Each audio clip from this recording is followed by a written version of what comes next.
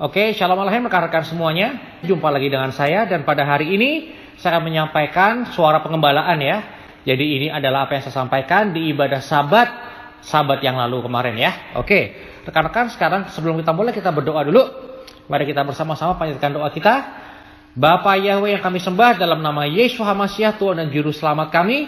Kami bersyukur ya Bapak kalau pada hari ini kami boleh berjumpa lagi walaupun online. Kami bersyukur ya Bapak buat berapapun Tuhan di antara kami yang hari ini ada bersama-sama. Kami percaya Tuhan Roh-Mu hadir di sini. Roh Kudus ada di tempat ini. Dan di saat kami Tuhan bersatu hati 2-3 orang berkumpul Tuhan walaupun kami berkumpul dengan online. Kami percaya Bapak bahwa Tuhan Yesus HaMashiach ada di antara kami. Dan Roh Kudus bekerja di antara kami. Terima kasih Bapak. Dalam nama Yesus HaMashiach. Haleluya. Amin. Oke rekan-rekan semuanya. Hari ini saya akan bahas mengenai satu topik. Topik ini nggak pernah dibahas. Bahkan mungkin ditabukan ya. Dilarang dibahas di banyak kalangan gereja ya. Hari ini saya akan membahas mengenai cara kita menghandle kekalahan ya. Kita tahu bahwa ada ayat-ayat ya. Banyak ayat-ayat baik yang disampaikan oleh hamba Tuhan maupun disampaikan oleh para motivator yang menyomot ayat Alkitab ya. Contohnya apa? Kamu akan diberkati. Melalui kamu bangsa-bangsa akan diberkati ya. Dan banyak ayat lainnya. Misalnya aja ya, yang sering kita kutip adalah apa? Kamu akan terus naik dan tidak pernah turun ya. Kamu akan menjadi kepala dan bukan jadi ekor. Nah rekan-rekan, ini semua adalah firman Tuhan ya. Tetapi untuk mengantarkan teologi yang boleh saya sebut teologi kemakmuran. Nah sebelum ada yang protes, teologi kemakmuran itu ada nggak di firman Tuhan? Ya, sebelum kita bahas lebih lanjut lagi, saya mau katakan ada. Ya, jadi ayat soal berkat-berkat, soal uang, kelimpahan, umur panjang, kehormatan, ya, walaupun ada ayat untuk kita merendahkan diri, tapi ayat untuk kehormatan memang ada di Alkitab. Ya, kitab Amsal penuh dengan ayat seperti itu ya teman-teman ya.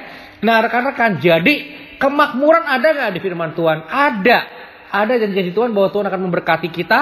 Dan melalui kita dan keturunan Abraham semuanya termasuk kita. Bangsa-bangsa akan diberkati. Ada ayatnya? Yes ada ya. Tetapi rekan-rekan, saya kalau boleh bilang bahkan di banyak kalangan Kristen, banyak kalangan gereja, itu ayat-ayat yang menjadi titik tumpu dan menjadi fokus ya. Sehingga apa yang terjadi? Ya bagus sih. Kita percayakan itu, kita percayakan berkat-berkat, kita percaya bahwa Tuhan akan memenuhi, akan melimpahkan apapun yang kita butuhkan. Itu bagus banget ya. Saya juga setuju, iya saya juga setuju teman-teman. Saya juga setuju, karena nggak mungkin kita memberkati orang lain kalau kita pun kekurangan. Dan Anda udah banyak lah ceritanya yang saya tahu, Anda juga tahu ya. Banyak kisah-kisah hamba-hamba Tuhan yang bukan jadi berkat, tapi malah jadi batu sandungan. Kenapa? Karena mereka nggak punya. Mereka kekurangan, mereka butuh ya teman-teman. Bahkan untuk kebutuhan hidup yang paling dasar pun mereka nggak punya. Oleh karena itu akhirnya mereka melakukan hal-hal yang nggak seharusnya mereka lakukan. Saya tahu dan Anda juga tahu. Pak, pernah tahu nggak Pak? Pernah dengar nggak Pak? Mobil yang dijual harga 1 juta, 2 juta Pak? Kalau ada, tolong ya Pak kabarin saya. Nah rekan-rekan, maksudnya apa ya? Tanya ke hamba Tuhan lain, ada nggak mobil yang dijual 1-2 juta? Siapa tahu pas ngomong sama Sugeng, ada yang denger juga.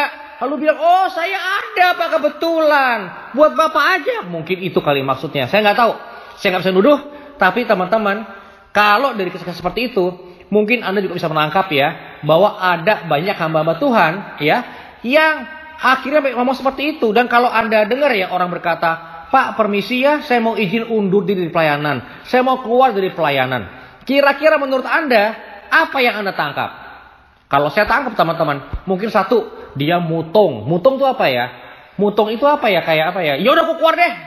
Seperti itu teman-teman ya. Kalau enggak, buat apa ada hamba Tuhan yang ngomong sama hamba Tuhan lain? Mau permisi ya undur dari pelayanan. Maksudnya apa coba ya? Nah rekan-rekan, hari ini bukan untuk menghakimi hamba-hamba Tuhan. Atau menghakimi Anda. Atau menghakimi siapapun ya. Tapi hari ini saya mau katakan bahwa betul, memang ternyata di gereja ada satu pelajaran yang paling nggak pernah disebut. Bahkan mungkin ditabukan. Saya tahu ada beberapa yang menabukan ya. Ada beberapa gereja, bahkan beberapa hamba Tuhan yang menabukan pelajaran seperti ini. Pelajaran soal apa ini? Pelajaran bagaimana kita menghandle kekalahan ya. Oke, mungkin bukan kekalahan tapi menghandle masa-masa kita turun teman-teman ya. Oke, pertama-tama saya mau katakan dulu rekan-rekan ya. Bahwa kita yang hidupnya udah mungkin lebih dari 20 tahun, mungkin Anda udah punya banyak luka-luka. Ya, ada yang lukanya gara-gara main basket, ada yang lukanya mungkin jatuh pada waktu main bola gitu ya, atau lukanya nggak kelihatan mungkin ya, mungkin lukanya nggak kelihatan. Teman-teman, buat kita yang udah dewasa, kita tentunya punya luka-luka ya, dan luka-luka inilah yang seringkali membuat kita menjadi berbuat apa yang kita perbuat. Karena apa? Karena kita punya luka. Nah, rekan-rekan, saya tahu ada banyak sekali dari kita semua yang lagi berdoa, bahkan ada beberapa yang udah jengkel sama Tuhan. Karena apa? Karena lukanya membekas, ya. Lukanya jadi borok, ya. Udah nggak sakit sih, ya. Tapi lukanya jadi borok itu dan nggak cantik lagi menurut dia. Dan banyak dari antara kita yang dihakimi orang karena luka-luka kita. Jujur aja, saya pun demikian ya. Bahkan ada yang pernah bilang sama saya, Pak, lebih baik Bapak nggak usah panen lagi Pak. Mendingan Bapak menguntungkan diri jadi pendeta. Ya kalau Bapak berbuat seperti itu. Gua nggak berbuat. Bukannya gua berbuat, gua nggak berbuat. Tapi banyak orang yang dipakai oleh Satan untuk menghakimi Anda berdasarkan luka-luka Anda. Nah rekan-rekan, hari ini saya mau tunjukkan satu hal. Satu hal yang saya mau tunjukkan. Ya, pada waktu Tuhan Yeshua sebelum dia naik ke surga, dia mengunjungi murid-muridnya, ya. Ada satu kesempatan dia berkata kepada seorang muridnya, ya, mana nih yang mau masukin jarimu ke lubang pakuku? Mana yang mau masukin jarimu ke perutku yang berlubang? Nah, rekan-rekan, Anda pernah dengar cerita itu ya? Anda ingat cerita itu ya, teman-teman? Itu artinya apa? Artinya, Tuhan Yesus pun memutuskan ada beberapa luka di tubuhnya dia yang dia nggak mau sembuhkan. Nah, kenapa kok seperti itu? Kenapa kok Tuhan Yesus memilih menyimpan lukanya, ya, yang di lambungnya yang ditusuk tombak atau di tangannya yang berlubang paku? Kenapa nggak dia sembuhkan?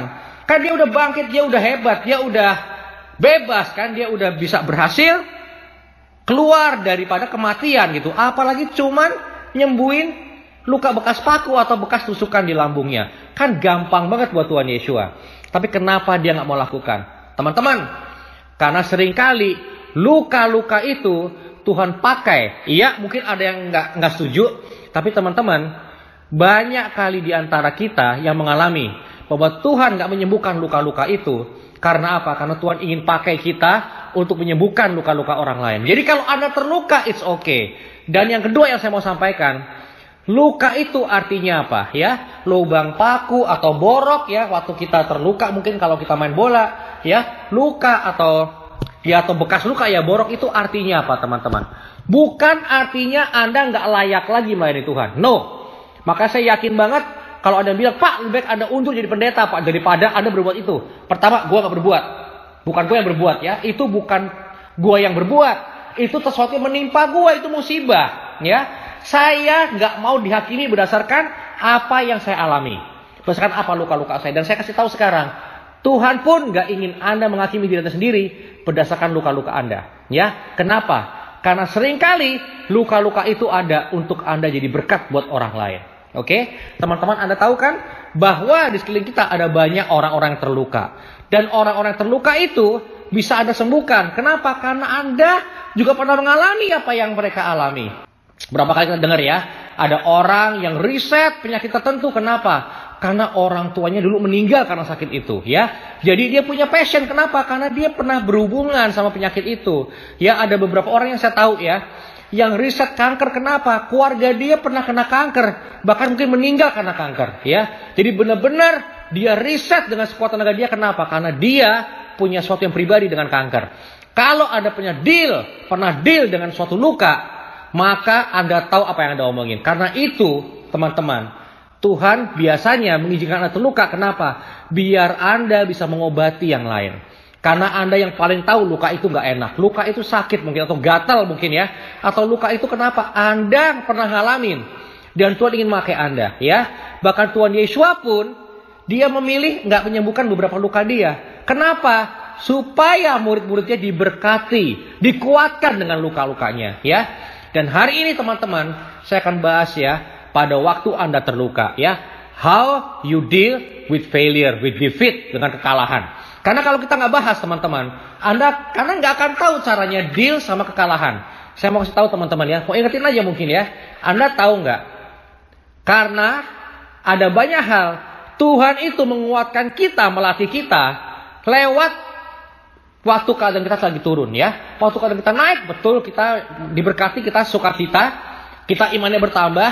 Tapi teman-teman, contoh aja deh. Kenapa kok Tuhan kadang-kadang membuat kita menunggu ya? Nunggu jawaban doa kadang-kadang kok lama, kenapa? Karena teman-teman, pada waktu kita menunggu jawaban doa dari Tuhan, kita belajar apa? Kita belajar percaya pada timingnya Tuhan. Kita tahu waktu Tuhan selalu yang terindah, yang terbaik ya. Tahu sih tahu ya, tahu doang. Tapi kita punya iman nggak? Kita punya hati nggak untuk percaya itu? Itu bisa terjadi, Anda bisa percaya dengan yakin. Salah satunya pada waktu Anda menunggu jawaban doa Tuhan dan lama ya. Pada waktu Anda nunggu itu, iman Anda dikuatkan. Jadi lain kali kalau Anda nunggu jawaban Tuhan yang lama, Anda udah kuat, Anda udah siap. Demikian juga dengan luka-luka kita. Seringkali luka kita itu yang akan dipakai oleh Tuhan ya. Sama seperti kisah yang tadi udah di layar teman-temannya yang Anda udah baca mungkin. Teman-teman, ini kisah mengenai Moshe ya. Moshe itu pada suatu hari ya, dia itu pada waktu dia keliling jalan-jalan, dia melihat ada dua orang. Ada orang ya, bukan dua orang ya, mungkin lebih saya nggak tahu. Tapi karena nggak ditulis di firman Tuhan, tapi ada orang Mesir yang lagi menganiaya orang Ibrani ya, menganiaya keluarganya atau saudaranya Moshe lah, saudara satu suku ya, satu bangsa ya, bangsa Ibrani. Lalu apa yang terjadi teman-teman? Moshe melakukan sesuatu ya, dia do the right thing tapi the wrong way. Dia melakukan hal yang benar teman-teman, yaitu apa? Dia bela dong teman sebangsa dia dengan cara apa? Caranya salah. Dengan cara apa? Dia bunuh orang Mesir itu teman-teman. Ya, dia bunuh orang Mesir itu. Dan firman Tuhan nggak menuliskan gimana cara Moshe membunuh orang Mesir itu. Tapi seperti yang Anda tahu, Moshe itu kan menjadi Prince of Egypt ya. Menjadi anak angkatnya dari raja atau dari ratu Mesir teman-teman. Maka teman-teman, sebagai seorang pejabat Mesir, seperti yang mungkin Anda udah lihat ya dari Discovery Channel atau dari siaran televisi atau dari sejarah atau dari apa yang Anda pelajari, orang Mesir itu, pejabat Mesir, biasanya mereka megang tongkat ya. Jadi kalau Anda pernah lihat ya lukisan Mesir misalnya kan, ada pejabat Mesir itu pegang tongkat biasanya, dua tongkat ya. Itu yang namanya spekter teman-teman ya. Dan dua tongkat itu pasti dibawa ya, kayak tongkat komando lah kalau militer di Indonesia ya. Tongkat komando. Jadi orang-orang pejabat Mesir itu bawa tongkat, bawa dua tongkat biasanya. Dan dua tongkat itu teman-teman, itu adalah bukti atau simbol dari otoritas dia. Ya, komando gitu, tongkat komando sepertinya ya. Kalau di Indonesia mungkin tongkat komando ya. Jadi rekan-rekan, Moshe kemungkinan itu membunuh orang Mesir itu dengan tongkat yang dia bawa. Ya. Nah, kita lompat sekarang, setelah ada kejadian itu, keesokan harinya dia melerai dua orang Ibrani yang berantem. Lalu dua orang itu bilang apa? Kamu mau bunuh kita juga kayak kemarin kamu bunuh orang Mesir itu. Lalu Moshe takut ya, karena dia tahu meskipun dia itu penguasa, tetapi teman-teman, kalau dia bunuh orang, ada pengadilan. Dan Moshe ketakutan, lalu dia pergi ya, kabur dari Mesir. Lalu dia menjadi, ya seperti Anda tahu ya, dia menjadi penggembalanya Jethro. Menikah juga dengan anaknya Jethro, teman-teman ya. Nah, singkat cerita, pada suatu hari, Bapak Yahweh menampakkan diri pada Moshe. Menampakkan diri ya. Lalu Bapak Yahweh bilang, punya tugas buat Moshe. Karena Bapak Yahweh sudah mendengar teriakannya bangsa Israel ya. Dia mendengar teriakan umatnya dan dia menyuruh Moshe untuk datang pada bangsa Israel untuk membebaskan bangsa Israel. Lalu Moshe mulailah berandai-andai ya. Dia mulai berandai-andai, gimana kalau bangsa Israel nggak percaya gitu ya. Gue mesti ngomong apa? Dan disitulah ada kalimat yang kita tahu, sama-sama tahu teman-teman. Disitulah pertama kali Bapak Yahweh berkata apa? Berkata, aku ada yang aku ada. Saya sudah pernah bahas soal itu. Kenapa Bapak Yahweh berkata aku ada yang aku ada? Karena bangsa Israel merasa Bapak Yahweh nggak ada buat mereka. Makanya pertama kali dibahas apa? Bapak Yahweh berkata apa? Katakan pada bangsa Israel, aku ada yang aku ada. Artinya apa? Bukannya aku nggak ada, kata Bapak Yahweh. Aku ada. Ya, dan aku ada telah menyuruh aku kepadamu. Ya, Bapak Yahweh berkata begitu pada Moshe. Bilang pada Moshe suruh mengatakan itu. Lalu Moshe ngomong, iya tapi gimana kalau gini, gimana kalau gitu ya. Lalu Bapak Yahweh berkata, apa yang ada di tanganmu? Banyak hamba Tuhan yang salah khotbah soal ini ya. Apa yang ada di tanganmu? Kira-kira apa yang ada tangannya Mose? Seperti yang firman Tuhan katakan, Mose berkata, tongkat. Betul ya teman-teman ya? Lalu banyak hamba Tuhan yang karena nggak punya akarnya, nggak tahu basicnya, khotbahnya macam-macam deh.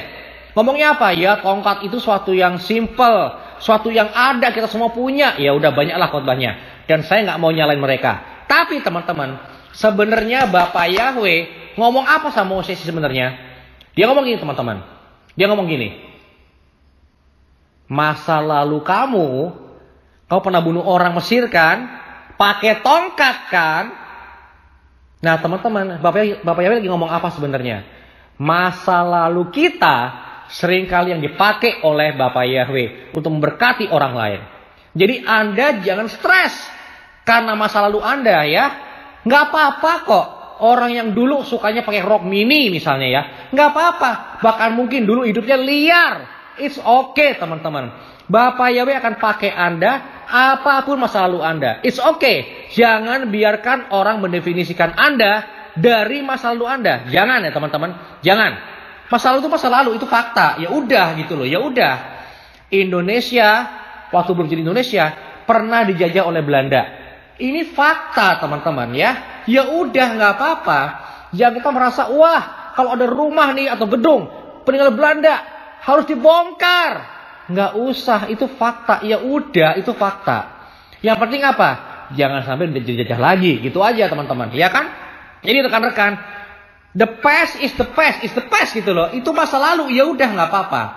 Bahkan masa lalu itu yang Tuhan mau pakai ya. Nah Tuhan berkata pada Mose, menurut saya Tuhan berkata pada Mose, dulu kamu pernah kan do the right thing. Kamu membela bangsa kamu, pengen bebasin bangsa kamu karena kamu nggak suka bangsa Israel ditindas. Tapi caranya salah. Sekarang beda.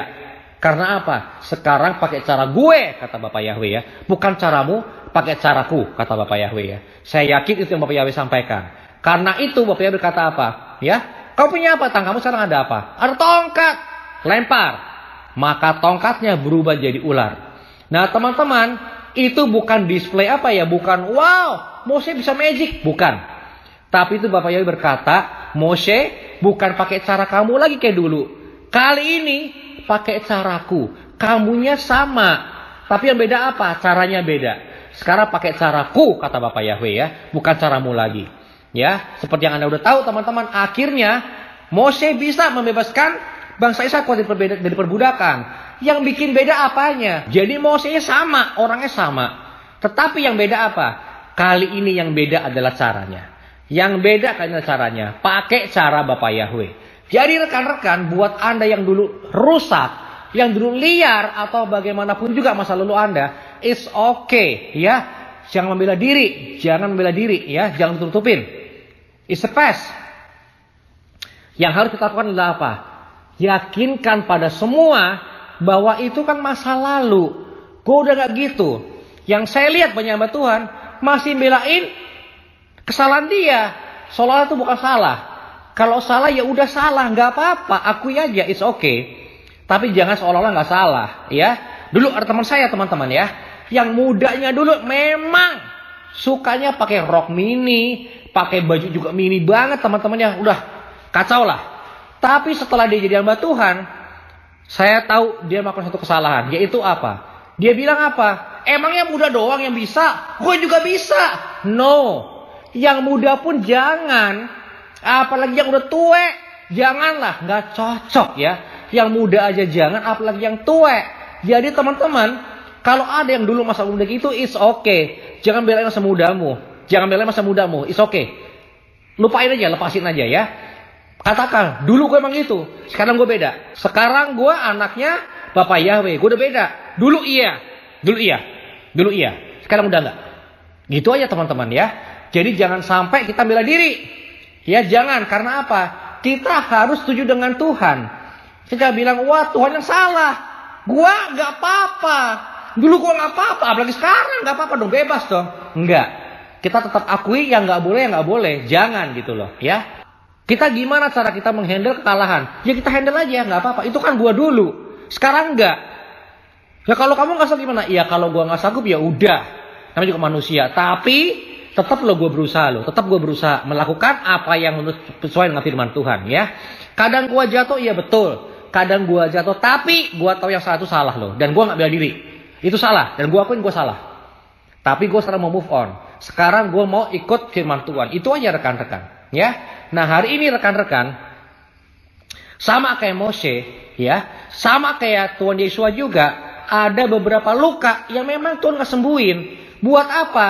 Biar kita jadi berkat buat orang lain ya. Jadi kalau Anda dulu masa muda Anda atau masa lalu Anda pernah berbuat salah, it's okay, akuin aja, nggak apa-apa ya. Dan bukan berarti wah gue mesti ngomong ke orang-orang, dulu gue gini loh. Nggak usah juga ya, nggak usah diumbar juga. Tapi ya kalau ada yang tahu ya nggak apa-apa ya, akuin aja. Ya memang itu dulu gue kayak gitu, tapi gue udah berubah loh. Sekarang gue anaknya Bapak Yahweh, gue udah berubah. Gue udah gitu lagi ya. Nah itulah rekan-rekan. Jadi teman-teman, hari ini pun ya, sama kayak Mose dan sama kayak Tuhan Yeshua, kalau ada luka-luka kita yang masih ada, ingat satu hal, luka itu artinya apa? Udah sembuh. Betul teman-teman? Ya, kayak tangan saya ini, jadi saya yang ini, jari manis kanan ini nggak berfungsi. Karena pernah waktu saya bikin kefir ya, tempayannya jatuh dan pecah ya, dan motong tangan saya. Saya masih kejadiannya. Saya waktu itu nggak ada orang lain di rumah, kan saya tinggal sendiri teman-teman. Jadi waktu itu untungnya saya masih punya mobil waktu itu ya. Saya langsung masuk mobil saya ikat aja pakai tisu ya. Lalu saya masuk mobil saya, lalu saya buru-buru ke rumah sakit terdekat. Buru-buru rumah sakit terdekat ya. Dan saya ingat tiap kali jantung saya tuh berdenyut ya, berdegup, darahnya muncrat ya. Jadi muncrat sesuai dengan degup jantung saya. Pada waktu saya udah nyampe ke rumah sakit, teman-teman, ke rumah sakit di dekat sini teman-teman ya, dekat sini. Mungkin cuma 15 menit kalau naik mobil. Waktu saya sampai ke parkirannya, saya udah lemas dan pusing teman-teman. Kenapa? Mungkin kurang darah ya. Karena darah keluar tuh banyak sekali. Dan pada waktu saya pulang, setelah saya keluar dari rumah sakit ya, pada waktu saya pulang, mobil saya itu teman-teman ada banyak darah beku di mobil. Ya, darah yang udah kering ya teman-teman. Ternyata banyak banget darah yang keluar dari tangan saya ini. Dan sekarang udah gak ada bekasnya. Tapi nggak bisa menggenggam lagi ini. Jadi jari manis kanan saya ini udah nggak fungsi teman-teman. Ya, jadi jari manis kanan saya ini udah nggak fungsi ini. Nah saya masih ingat dan saya bisa aja bilang, kenapa kok Tuhan izinkan ya? Kenapa kok ini putus sehingga nggak berfungsi lagi? Saya bisa aja ngomong gitu. Tapi one thing for sure, teman-teman, ini luka ini ada teman-teman ya. Ini tandanya apa? Ini bukti kalau apa? Kalau udah sembuh ya. Gue udah gak sakit lagi, rasa sakitnya udah gak ada, emang betul udah gak fungsi ini, sekarang gak bisa berfungsi yang ini, tapi udah gak sakit lagi. Dulu tipikal sakit, karena terluka, keluar teman-teman ya, terluka, dulu sampai kelihatan uratnya ya, dan sepertinya urat itu putus ya teman-teman, sehingga gak bisa fungsi lagi. Tapi dulu kelihatan, dan dulu tuh darah mengalir teman-teman ya, darah ngalir sesuai dengan degup jantung saya, serem banget pokoknya ya, tapi sekarang udah gak lagi. Dan kalau sekarang teman-teman, biarpun nggak fungsi nih jari manis saya yang kanan ini, biarpun nggak fungsi, tapi ini bukti kalau apa? Kalau udah sembuh. Jadi teman-teman, kalau hari ini Anda punya bekas luka ya, yang nggak sembuh, yang nggak nutup, kelihatan bekas lukanya, it's okay ya, it's okay. Itu bukti kalau apa? Udah nggak sakit lagi. Bukti kalau udah sembuh ya. Dan kalau masih ada bekas lukanya teman-teman, mungkin bekas jahitan atau apa, it's okay. Mungkin Anda bisa kasih tahu ke orang-orang lain. Anda bisa jadi berkat buat orang-orang lain supaya nggak luka kayak Anda. Saya masih ingat teman-teman, pada waktu saya SMP, papi saya itu nafsu pengen beli saya motor ya. Saya tuh kayak apa ya, kayak nggak minat punya motor tapi dipaksa-paksa gitu ya. Ya, Jang, papi beliin motor, nggak mau papi. Aku naik angkot aja, aku bisa naik mikrolet ya. Dia bilang naik motor aja, papi beliin. Maunya apa? RGR, RXZ atau RJR, RZR gitu ya. Dia tuh apa mau RX King atau mau GL Pro. Ya dia tuh kayak maksa saya untuk punya motor ya. Akhirnya saya bilang ya saya tuh gak minat punya motor sebenarnya. Saya mendingan punya mobil sebenarnya teman-teman ya. Jadi kalau Anda sekarang mau bersatu hati sama saya, tolong doain saya supaya cepat punya mobil. Karena saya butuh mobil buat pelayanan teman-teman. Tapi udah intermezzo aja. Waktu saya SMP, Pak Wisata saya mobil terus, motor terus gitu ya. Akhirnya saya bilang ya udah, mau deh motor ya. Tapi kemudian dibilang sama saya ya, tapi jangan ngebut ya. Ngomong itu, jangan ngebut ya. Loh kenapa Papi jangan ngebut? Jangan kayak Papi. Dia bilang itu ya. Papi dulu waktu seumur kamu, papi ngebut, terus jatuh, tabrakan, terus kaki papi patah ya, dengkulnya keluar dari engselnya. Nah teman-teman, kalau papi saya ngomong gitu, dia tunjukin bekas luka dia, saya percaya. Kenapa? Karena ada bekas lukanya teman-teman. Bukan cuma ngomong, tapi ada bekas lukanya ya. Jadi rekan-rekan, bekas luka Anda, baik yang udah hilang kayak saya ini udah gak ada bekas jahitannya, udah gak ada bekasnya lagi ya. Baik yang ada bekasnya maupun gak ada bekasnya, teman-teman, itu bisa Tuhan pakai untuk jadi berkat buat orang lain. Jadi kadangkala teman-teman, kita bisa diberkat dengan cara apa? Jadi contoh. Tapi contohnya ada dua hal ya. Contoh baik sama contoh buruk. Dua-duanya contoh Anda bisa diberkat ya. Untuk dicontoh atau dihindari gitu teman-teman ya. Jadi it's okay. Anda tetap bisa diberkat ya. Jadi hari ini teman-teman, saya akan sampaikan, saya sudah sampaikan apa yang gak pernah disampaikan oleh orang-orang lain. Yaitu apa? How do we handle defeat? Caranya gimana kalau kita itu sampai terluka, terjatuh, sampai kita kalah, gimana caranya? Ya nggak apa-apa, handle aja, nggak usah marah-marah, nggak usah mutung, nggak usah bela diri, nggak usah buang-buang juga, nggak usah. Akuin aja, oke itu gua, dulu, sekarang udah beda. Tapi dulu itu gua, itu pernah terjadi, betul. Tapi gua udah kayak gitu lagi. Sekarang udah beda. Dulu itu gua. Now it's not me anymore, but it used to be me. I used to be like that. Dulu gue jelek loh. Dulu gue parah loh. Sekarang udah gak lagi. Ya. Dulu gue kayak gitu. Sekarang udah enggak. Itu gue tahu salah. Gue udah rem supaya gak terjadi lagi. Udah gak rem. Dengan kuasa nama Yesus Masiah, aku udah rem. Dan Bapak Yahweh kasih kekuatan. Aku setuju itu salah. Dulu gue salah. Sekarang gue setuju itu salah. Jadi gue gak mau lakukan lagi.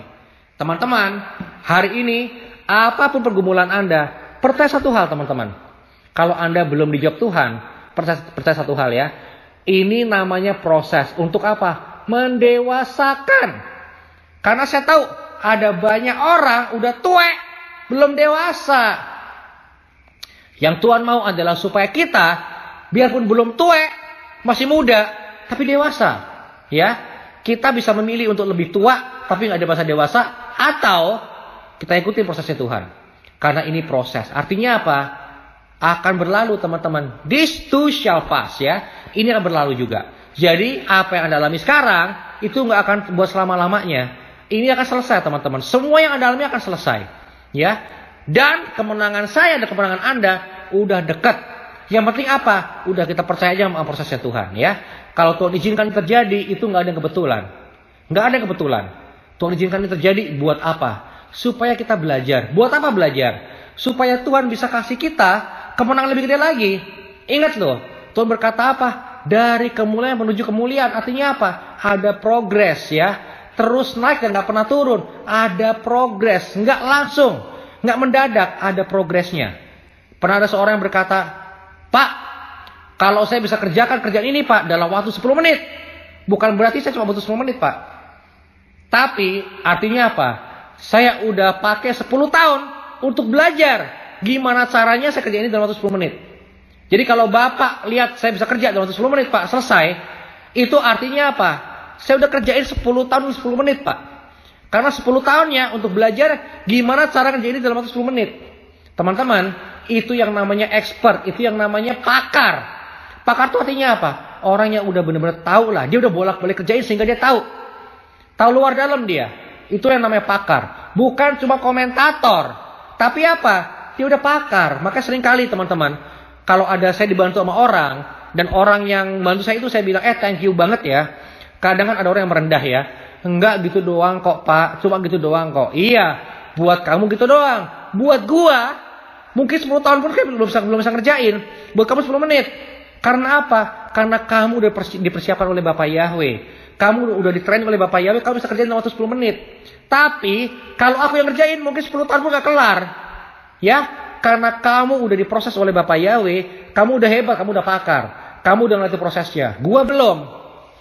Jadi teman-teman, kalau hari ini pun ada yang anggap Anda, alah gitu doang semua juga bisa, ya. Jangan dengerin mereka teman-teman, dengerin saya. Saya mau bilang pada Anda, saya apresiasi Anda. Karena saya tahu Anda bisa kerjakan dengan cepat, bukan karena itu gampang, bukan. Tapi karena Anda udah diproses, Anda udah ngelewatin prosesnya. Makanya Anda jago, makanya Anda udah hebat ya. Kalau saya ngerjain belum tentu. Ya ada teman-teman saya yang punya channel YouTube, langsung banyak subscribernya, hebat banget ya. Dan setiap video yang dia upload di YouTube jadi trending teman-teman, hebat banget. Kenapa? Dia udah jago, pakai tag apa, kasih judul apa, dia udah ngerti teman-teman ya. Udah hebat semuanya ya. Karena apa? Dia udah diproses. Nggak gampang untuk dia kerjakan itu. Buat kita kayaknya gampang, karena dia ngerjain apapun pasti berhasil. Tapi yang saya tahu dia udah cepat berhasil karena apa? Karena dia udah ngelewatin prosesnya. Dia udah banyak gagal. Karena itu dia sekarang udah bisa, udah jago ya. Demikian juga dengan Anda, apa yang Anda alami sekarang, ini bukan suatu rancangan kecelakaan, bukan. Tapi apa? Seperti firman Tuhan katakan, ini rancangan damai sejahtera. Nantinya bagus. Sekarang belum bagus, nggak apa-apa. Karena apa sekarang belum bagus? Karena Anda lagi diproses ya. Lagi diproses. Nanti semuanya akan baik-baik aja. Semuanya akan lancar. Semuanya akan penuh dengan kemuliaan Tuhan. Jadi buat Anda hari ini yang lagi dalam proses, it's okay. Ikuti aja prosesnya, nggak apa-apa. How do we handle defeat? Gimana cara kita menghandle kekalahan? Ya udah, lakuin aja, lewatin aja. Karena ini pun akan lewat teman-teman. Ini pun akan lewat. Tenang ya. Jadi kalau Anda lagi ngalami proses, tenang aja. Karena proses ini ada untuk mendewasakan Anda. Supaya Anda dan saya jadi expert, jadi jago. Ya. Ini terjadi karena apa? Karena masa depan Anda penuh dengan kemuliaan Tuhan. Anda akan lihat kemenangan demi kemenangan. Ini cuma prosesnya. Ini baru sekolahnya. Ya. Hidup Anda tuh bukan ini. Nanti Anda lihat. Ya. Karena masa jaya Anda bukan di belakang. Tapi di depan Anda. Masa jaya Anda di depan Anda. Masa Anda sukses luar biasa tuh bukan di belakang Anda, tapi di depan Anda. Ya, kalaupun Anda udah tua, nggak apa-apa. Masa jaya Anda dalam nama Tuhan masih di depan Anda. Anda nantikan aja. Ini cuma proses ya. It will come to pass. Pada waktunya Bapak Yahweh, apa yang Anda impikan, apa yang Anda doakan akan terjadi. It will come to pass. Jadi sekarang pertahankan aja iman Anda, ya. Pertahankan iman Anda. Karena apa? Karena kita tahu bahwa Tuhan punya rencana buat Anda. Rancangan damai sejahtera, bukan kecelakaan, tapi rancangan yang layak untuk kita dambakan, untuk kita nanti-nanti. Tetap hari ini saya berkata pada Anda, kuatkan diri Anda, karena masa jaya Anda ada di depan Anda. Dalam nama Yeshua Masiah kita katakan, haleluya, amin.